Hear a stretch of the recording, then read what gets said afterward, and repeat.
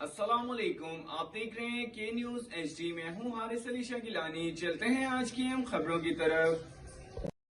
تازہ ترین خبروں سے باخبر رہنے کے لیے ہمارے ساتھ رہیے۔ رخ کریں گے ساہیوال کا، جہاں سے رپورٹ کر رہے ہیں ہمارے نمائندے میاں علی رضا۔ پیغام رحمت للعالمین صلی اللہ علیہ وآلہ وسلم اور پیغام پاکستان کانفرنس کا انعقاد کیا گیا۔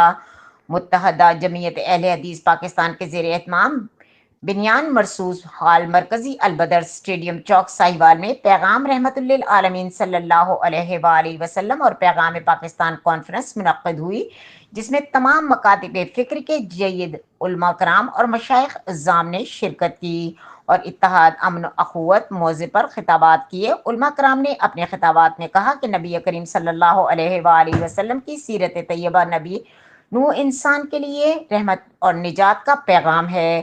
آج امت مسلمہ کو باہمی اتحاد و یکجہتی اور برداشت کی اشد ضرورت ہے تاکہ معاشرے میں انتہا پسندی اور فرقہ واریت کا خاتمہ ہو سکے۔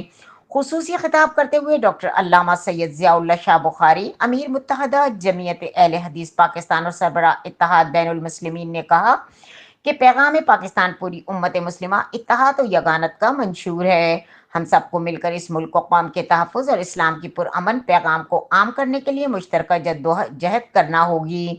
اس موقع پر علماء مشائخ افواج پاکستان کو معرکہ حق بنیان مرصوص میں تاریخی فتح پر خراج تحسین پیش کیا گیا اور مکمل یکجہتی کا اظہار بھی کیا گیا۔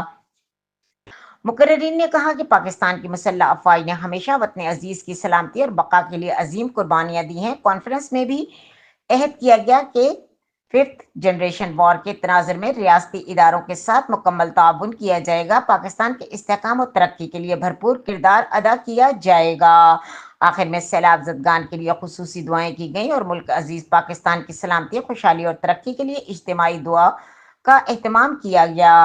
کانفرنس سے ڈاکٹر علامہ سید ضیاء اللہ شاہ بخاری، حاجی احسان الحق فریدی، پیر عبد الرحمن قادری، علامہ سکندر حیات زکی، ڈاکٹر سید اسامہ بخاری، پیر احسان الحق ادریس، ڈی ایس پی ظفر اللہ بٹو، قاری بشیر احمد، سید اصغر علی شاہ، مولانا حسن معصومی، میاں محمد ارشد، پیر طاہر محمود سیالوی، مولانا قاری سعید عثمانی، مولانا سردار علی سردار، سردار قیصر رامے، مولانا محمد شفیق قاسمی، آغا رضا خان، حاجی عبداللطیف، سید کوثر رضوی، مولانا اسلم قادری، مولانا عبد القادر نقشبندی، مولانا اکرم ربانی، ضیاء الرحمان بٹ ماشاء اللہ انصاری، حافظ اسد قیوم امتیاز بٹ، شیخ نعمان آصف اور دیگر نے خطاب کیا۔